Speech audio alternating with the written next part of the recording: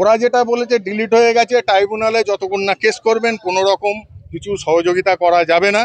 আমাদের ল টিম আছে, legal team আছে, এবং সেই ম্যাডাম যিনি আছেন সমস্ত কাগজপত্র জমা নিচ্ছেন। আমরা নিয়ে টোটালটা আপনার হয়ে কেস করব, এবং প্রয়োজনের তাগিদে আপনাদের নাগরিকত্ব ফিরে পেতে যা যা প্রয়োজন বাসন্তী সিপিআইএম এরিয়া কমিটি সহ জেলা কমিটি সিপিআইএম এবং রাজ্য পার্টি আপনাদের সমস্ত নাগরিকের পাশে থাকবে। আর একটা দাবি আমরা করে এসেছি, এই ডিলিট বা এসআইআর এর নাম করে যে সমস্ত মানুষকে বাদ দিয়েছেন তাদের বিভিন্ন সরকারি প্রকল্প থেকে বাদের আওতায় রেখেছেন। যতদিন পর্যন্ত এটা এই বিচারের নামে ফায়সালা না হচ্ছে তাদেরকে সমস্ত সরকারি সুযোগ দিতে হবে।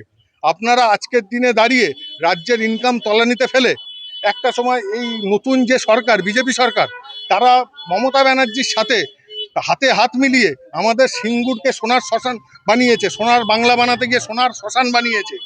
সেই মানুষগুলোকে প্রকল্প বন্ধ না করে তারা যাতে কোনো রকমের রুজি রুটির স্বার্থে বেঁচে থাকে প্রকল্পগুলো দিতে হবে। যদি সেই প্রকল্প থেকে একটি মানুষেরও নাম বাদ যায় আবার আমরা বিডিও অফিসের সামনে এসে বসবো, দরকার হলে বাসন্তীর মানুষকে নিয়ে আমরা ডিএম অফিস পর্যন্ত ঘেরাও করব। কেউ 30 বছর 40 বছর 50 বছর ধরে স্টেশনগুলোতে হকারি করছে, এবং এই হকারদের কার্যত একটা মার্কেট তৈরি হচ্ছে। গোটা রাজ্যের মানুষ স্টেশনে নামে, সেখান থেকে পণ্য কিনে বাড়ি ফেরে। হকাররা কম দামে পণ্য দেয়, সেই পণ্যটা তারা কিনতে পারে।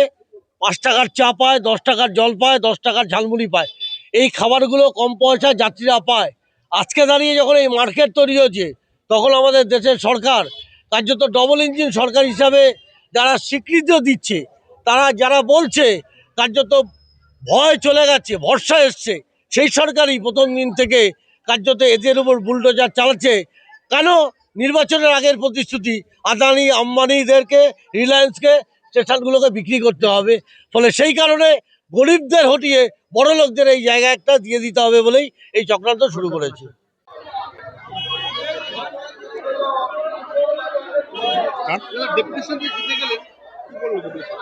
বিডিও সাহেব ছিলেন না, জয়েন্ট বিডিও সাহেব ছিল। আমাদের দাবি দাওয়াগুলো উনি শুনেছেন এবং সদর্থক আলোচনা হয়েছে। আর যেটা আমাদের মূলত দাবি ছিল, আমাদের প্রান্তিক গরিব খেটে খাওয়া মানুষের এলাকা বা সুন্দরবন এলাকা মানুষের দাবি 100 দিনের যে কাজটা চালু হচ্ছে সেটা 200 দিন করতে হবে। বিডিও সাহেব আশ্বাস দিয়েছে নতুন রাজ্য সরকার আমাদের দাবির ভিত্তিতে 125 দিন করতে চাইছে, কিন্তু আমরা বলেছি আমরা 200 দিনের দাবিতে অনড়, আমরা ওই দাবি থেকে সরবো না। এবং আজকের দিনে দাঁড়িয়ে 300 টাকা যদি আপনার 100 দিনের কাজের রোজ হয়, একটা মানুষ 100 দিন কাজ করলে বা 125 দিন কাজ করলে তার বাৎসরিক ইনকাম কত? আজকের দিনে দাঁড়িয়ে চাল ডাল তেলের যে হারে মূল্য বেড়েছে, সেই মূল্যতে কি ওই মানুষটা বা তার পরিবারটাকে কি একটা বছর বাঁচার জন্য যথেষ্ট? বিডিও সাহেব বলেছে আপনাদের দাবি দাওয়ায় যেটা আছে পাঠাবো। আর আপনারা জানেন 100 দিনের কাজ বন্ধ আছে। বিডিও সাহেব একটা সুখবর দিয়েছে, কিছু কিছু এলাকায় যেখানে তুলনামূলকভাবে দুর্নীতি বিগত সরকার কম করে গেছে কাজ চালু হবে। তার মধ্যে আমাদের জেলার 4টি ব্লক আছে, আমি 4টির মধ্যে 3টি নাম শুনেছি, একটা ভুলে গেছি। 3টের মধ্যে হচ্ছে যত সম্ভব হচ্ছে আপনার ক্যানিং পূর্ব আছে, আচ্ছা ওদিকে আমাদের রামগঙ্গার দিকে কোনো একটা ব্লক আছে, আর বারাইপুর আছে। আমাদের দাবি হচ্ছে জেলার মধ্যে 3টে বা 4টে ব্লকে কাজ চালু হলে হবে না, সব থেকে যদি প্রান্তিক পরিযায়ী শ্রমিক থাকে সেটা আমাদের ক্যানিং মহকুমার বাসন্তী কোসবা অঞ্চলে। আজকে গিয়ে বাসন্তী ব্লকে আপনারা ঘুরে দেখবেন, আপ টু রামপুর হাট থেকে ঝড়খালি পর্যন্ত প্রত্যেকটা বাড়িতে পুরুষ মানুষ নেই বলতে গেলেই চলে, একজন বা দুজন পড়ে আছে, বাকি সবাই গেছে বাইরের রাজ্যে কাজ করতে।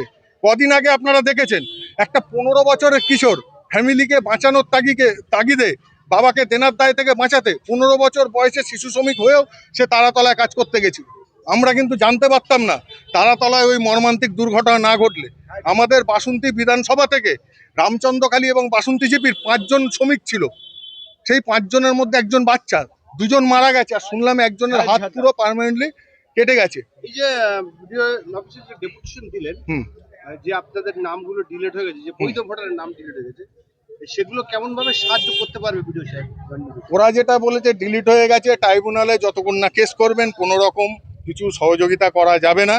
আমাদের ল টিম আছে, লিগাল টিম আছে, এবং সেই ম্যাডাম যিনি আছেন সমস্ত কাগজপত্র জমা নিচ্ছেন। আমরা নিয়ে টোটালটা আপনার হয়ে কেস করব, এবং প্রয়োজনের তাগিদে আপনাদের নাগরিকত্ব ফিরে পেতে যা যা প্রয়োজন বাসন্তী সিপিআইএম এরিয়া কমিটি সহ জেলা কমিটি সিপিআইএম এবং রাজ্য পার্টি আপনাদের সমস্ত নাগরিকের পাশে থাকবে। আর একটা দাবি আমরা করে এসেছি, এই ডিলিট বা এসআইআর এর নাম করে যে সমস্ত মানুষকে বাদ দিয়েছেন, তাদের বিভিন্ন সরকারি প্রকল্প থেকে বাদের আওতায় রেখেছেন। যতদিন পর্যন্ত এটা এই বিচারের নামে ফায়সালা না হচ্ছে, তাদেরকে সমস্ত সরকারি সুযোগ দিতে হবে। আপনারা আজকের দিনে দাঁড়িয়ে রাজ্যের ইনকাম তলানিতে ফেলে একটা সময় এই নতুন যে সরকার, বিজেপি সরকার, তারা মমতা ব্যানার্জির সাথে হাতে হাত মিলিয়ে আমাদের সিঙ্গুরকে সোনার শ্মশান বানিয়েছে, সোনার বাংলা বানাতে গিয়ে সোনার শ্মশান বানিয়েছে। সেই মানুষগুলোকে প্রকল্প বন্ধ না করে তারা যাতে কোনো রকমের রুজি রুটির সাথে বেঁচে থাকে, প্রকল্পগুলো দিতে হবে। যদি সেই প্রকল্প থেকে একটি মানুষেরও নাম বাদ যায়, আবার আমরা বিডিও অফিসের সামনে এসে বসবো, দরকার হলে বাসন্তীর মানুষকে নিয়ে আমরা ডিএম অফিস পর্যন্ত ঘেরাও করব। কি নাম আপনার? আমার নাম অভিষেকর মণ্ডল, আমি ডিএফআই বাসন্তী এরিয়া কমিটির সভাপতি প্লাস বাসন্তী এরিয়া কমিটি মেম্বার। সরকার তারা প্রতিশ্রুতি দেয় কর্মস্থান, শিক্ষা, বাসস্থান, স্বাস্থ্য এগুলো, এবং গরিবী দূরকরণ, মানুষের বাড়িঘর তৈরি করে দেওয়া। কিন্তু বর্তমান পশ্চিমবঙ্গের যে সরকার এসছে, শপথ নেওয়ার আগে থেকেই বুলডোজার দিয়ে ভাঙচুর শুরু করে। কি বলবেন? আমরা দেখলাম 4 তারিখে নির্বাচনের কাউন্টিং রাত পর্যন্ত তখনও শেষ হয়নি। গোটা রাজ্য জুড়ে 294টা সিট তা নির্দিষ্ট হয়নি। নির্দিষ্ট না হওয়ার আগে থেকেই দেখলাম রেল দপ্তর এবং ক্যালকাটা কর্পোরেশনের পরিকল্পনা শুরু হয়ে গেছে আমাদের রাজ্যের খেটে খাওয়া গরিব মানুষের বিরুদ্ধে জনযুদ্ধ ঘোষণা করেছে। এ রাজ্যের সরকার তখনও শপথ নেয়নি সরকার। 4 তারিখ রাতে খবর পাই আমি, 5 তারিখে ডিআরএম অফিস এবং জিএম অফিসে তৎপরতা শুরু হয়। 6 তারিখে আমি দেখলাম আমাদের রাজ্যের 10টা স্টেশন, কৃষ্ণনগর, রানাঘাট, দমদম, বিধাননগর, শিয়ালদা, বালিগঞ্জ, সোনারপুর সহ গোটা রাজ্যে 10টা স্টেশনে অ্যাভিকশানের নোটিশ দেওয়া হয়, উইদাউট সিগনেচার, উইদাউট স্ট্যাম্প দিয়ে। এই নোটিশ দেওয়ার সাথে সাথেই 9 তারিখে ওদের ব্রিগেডে শপথ হয়েছে। তার আগেই দেখলাম বুলডোজার স্টেশনে ঢোকবার আগে কার্যত তপসিয়া এবং ধর্মতলায় আমাদের যারা স্ট্রিট হকার তাদের উপরে বর্ষণ করা হলো।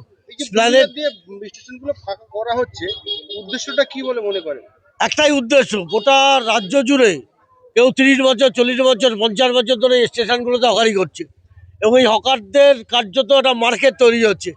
গোটা রাজ্যের মানুষ স্টেশনে নামে, সেখান থেকে পণ্য কেনে বাড়ি ফেরে। হকাররা কম দামে পণ্য দেয়, সেই পণ্যটা তারা কিনতে পারে, 5 টাকার চা পায়, 10 টাকার জল পায়, 10 টাকার ঝালমুড়ি পায়। এই খাবারগুলো কম পয়সায় যাত্রীরা পায়।